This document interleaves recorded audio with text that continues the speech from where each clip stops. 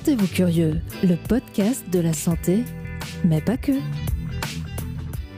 Bonjour, bienvenue sur Sentez-vous curieux.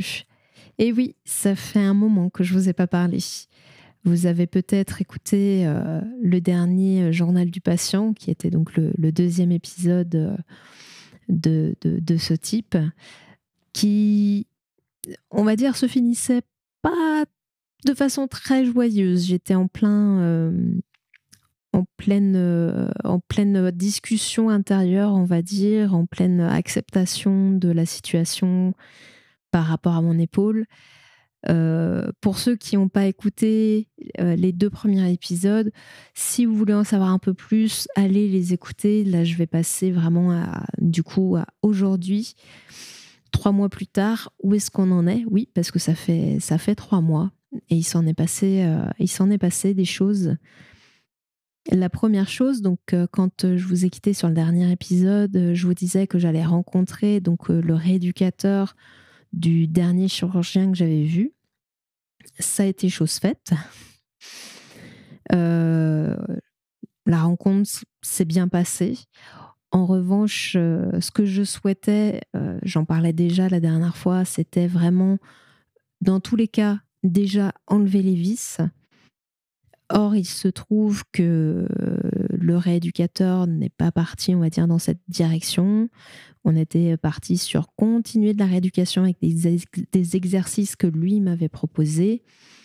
Et quand j'ai recontacté quelques jours plus tard à peine le chirurgien pour quand même essayer de demander d'avoir cette chirurgie avant toute chose, pour y voir plus clair, on m'a dit, alors c'est la secrétaire que j'ai eue, on m'a dit en gros, vous verrez avec le chirurgien, le rééducateur, quand vous reviendrez voir le rééducateur dans 1 mois. Donc en gros, ça voulait dire non, on verra peut-être que dans 1 mois et encore en fonction de, chose que j'étais pas du tout prête à entendre et entre guillemets à subir encore de l'attente alors que ça faisait déjà plusieurs mois que j'étais en rééducation. J'ai donc décidé de rappeler le tout premier chirurgien pour uniquement enlever les vis. Je me suis dit, j'ai besoin que ça avance. Là, ça n'avance pas. Donc, je vais faire ce que je pense qui est bon, ce dont j'ai parlé d'ailleurs avec... la plupart des chirurgiens étaient quand même d'accord pour dire que peut-être que les vis, ça pouvait poser problème. Donc, de commencer par ça, c'était pas mal. C'est aussi pour ça que j'ai pas compris le refus de ce dernier chirurgien de le faire rapidement. Donc, j'ai rappelé ce chirurgien et en fait, 15 jours plus tard, j'avais un rendez-vous pour enlever les vis, tout simplement. C'était une opération simple en ambulatoire. Donc, il m'a retiré les vis. Il a fait ce qu'on appelle une capsuloplastie. Donc, la capsule, ça vient entourer l'articulation. Et la mienne était forcément très lâche du fait de toutes mes luxations. Donc, elle était très distendue. Donc, il a retendu. Enlever les vis, la première, ça n'a pas été un souci. La deuxième a cassé, donc il a dû la couper à ras de l'os. Mais voilà, l'opération s'est bien passée. J'ai eu une date très rapidement. Après, je vous avoue que donc c'était de la chirurgie ambulatoire, c'était ma première fois. Toutes mes autres opérations, à chaque fois, j'avais au moins une nuit sur place. Enfin, je restais à l'hôpital un petit peu, pas des semaines, mais je restais un petit peu. Là, l'ambulatoire, j'ai eu énormément de mal à me remettre de l'anesthésie générale, parce que c'était quand même sous anesthésie générale. Est-ce que c'est parce que, tout simplement, j'ai pris de l'âge ? Ça, c'est une possibilité. Est-ce que mon kiné me disait que certains anesthésistes n'hésitent pas à mettre la dose ? Et que du coup, potentiellement, c'est ça qui pourrait expliquer que c'était un petit peu plus dur pour moi de gérer le réveil et la suite. Est-ce que c'est tout simplement le fait que d'habitude, je récupère tout simplement quand je suis à l'hôpital, je peux dormir sur place, j'ai pas à faire d'efforts à gérer le repas du soir ou entre guillemets enfin voilà, les 2 jours suivants en général, c'est géré alors que là je suis rentrée le soir, il a fallu que du coup que je m'occupe de moi, que je m'occupe de mes animaux, avec mon bras forcément qui était immobilisé, enfin est-ce que c'est aussi ça, le fait que j'ai dû gérer tous ces trucs-là qui a fait que j'ai eu l'impression que c'était plus dur? Je ne sais pas. Le fait est que j'ai mis plusieurs jours à m'en remettre. Donc voilà. Après, ça s'est plutôt bien passé. J'ai bien récupéré. Enfin, au niveau douleur, bon, j'avais des antidouleurs, mais ça a été. Quelques fois, j'ai dû prendre quand même voilà, les plus forts, on va dire. Mais sinon, quand même, dans l'ensemble, ça a été. En fait, ma grosse crainte au tout début, enfin dans les quelques jours qu'on suivit, il y a eu plusieurs choses. Je me suis dit, donc il y a eu plusieurs choses. Je me suis dit, est-ce que, est-ce que j'ai bien fait de n'avoir fait que d'enlever les vis et de ne pas avoir fait tout d'un coup? Je vous avoue qu'aujourd'hui, je me pose encore un peu la question, même si j'essaye de la mettre un peu plus à distance. Donc ça, c'était voilà, c'était dans les premières questions. Il y a eu aussi, quand au fur et à mesure, ce que c'était pas 3 semaines d'immobilisation stricte, j'ai pu libérer mon bras petit à petit, voilà, avoir des temps sans forcément porter l'écharpe. Bon, j'ai quand même dormi avec pendant presque les 3 semaines quasiment, parce que je dors sur le ventre, donc j'avais trop peur de faire des bêtises, que sur le dos, ça aurait été gérable, mais sur le ventre, compliqué. Donc j'ai préféré la garder. Mais ce que j'ai constaté au bout de plus les jours avançaient et que je libérais un peu mon bras, j'ai eu très très peur au début parce que forcément mon bras étant immobilisé, je voyais que mon bras était quand même bien, entre guillemets, bien coincé, quoi. J'avais perdu énormément en amplitude, ce qui est tout à fait normal au final. Mais dans ma tête, ouais, j'ai eu un gros moment de flip, quoi, de me dire mince, est-ce que ça va pas faire pire que mieux? Est-ce que je vais récupérer? Voilà, c'était vraiment la grosse question, les grosses questions, quoi. Est-ce que j'ai pas fait une bêtise, quoi, tout simplement? Et est-ce que du coup, déjà que ça va être galère à récupérer, est-ce que du coup, encore une fois, je n'aurais pas dû faire tout d'un coup? Ça a duré jusqu'à encore plus ou moins récemment. Donc au bout de 3 semaines, j'ai repris tranquillement, 3-4 semaines, j'ai repris la kiné tranquillement. À savoir que bon, c'est pas une obligation pour ce genre d'opération, mais c'est vrai que moi, j'avais quand même ce besoin d'être accompagnée,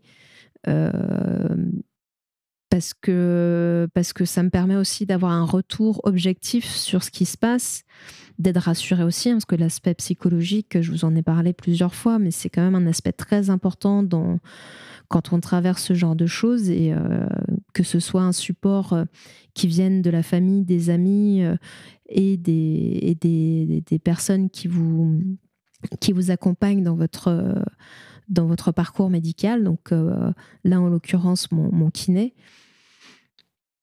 Donc j'ai repris la kiné. Au début avec un peu d'appréhension. Et en fait, là, entre guillemets, assez rapidement, je dirais en 2-3 semaines, là, on est à peu près à ça depuis 2 semaines, il y a eu plein de choses qui se sont débloquées. Mon bras va très bien pour ce qui peut aller bien aujourd'hui. Il y a des choses positives.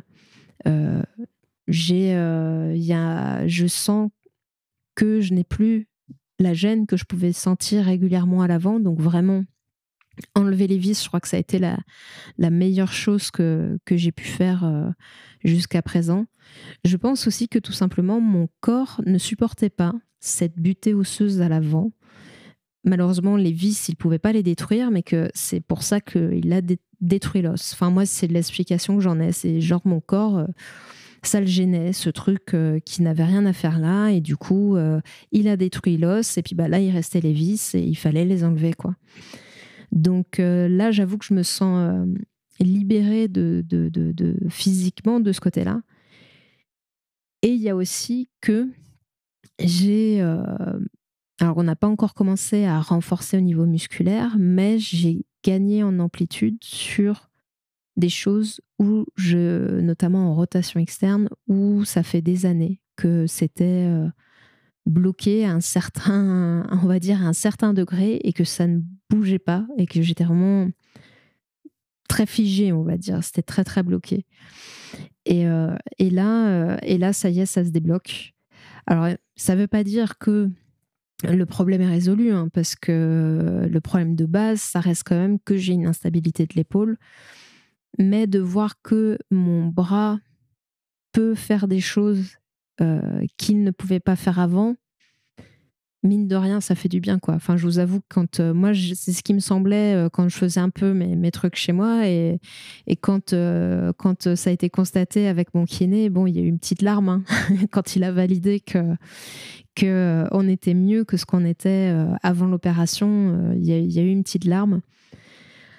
Après, ça n'empêche pas qu'il faudra peut-être que je fasse quand même la deuxième opération pour pouvoir vraiment stabiliser mon épaule.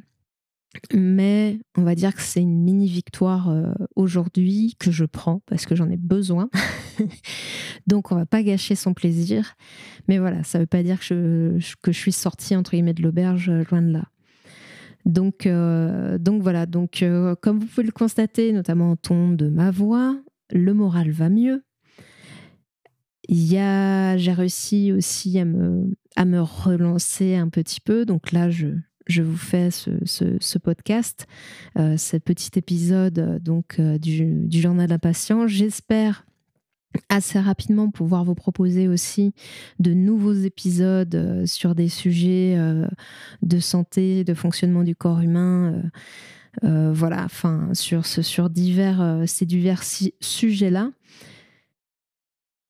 En attendant, je me suis lancée dans une aventure en parallèle, mais qui va certainement me permettre aussi d'apporter d'autres choses au podcast, peut-être de faire un format un peu différent, peut-être un peu moins scripté. Je me suis lancée sur Twitch, où je fais 2 fois par semaine. Alors, après, je ne sais pas si je suivrai ce rythme-là, si je rajouterai une fois, j'en sais rien. C'est vraiment le tout début. Je me suis lancée sur Twitch, où je fais de la vulgarisation, toujours pareil, toujours sentez-vous curieux, toujours dans le même objectif voilà, de vulgariser la santé, de partager. Ce que j'aime avec ce format, c'est que ça permet une certaine interaction, puisqu'il y a un chat et vous pouvez interagir en envoyant des messages en instantané dans le chat, auquel du coup je peux vous répondre. Ça permet aussi, si je dis des bêtises et que vous savez que je suis en train de dire des bêtises, de me corriger. Même si en général, quand je ne sais pas, je dis que je ne sais pas.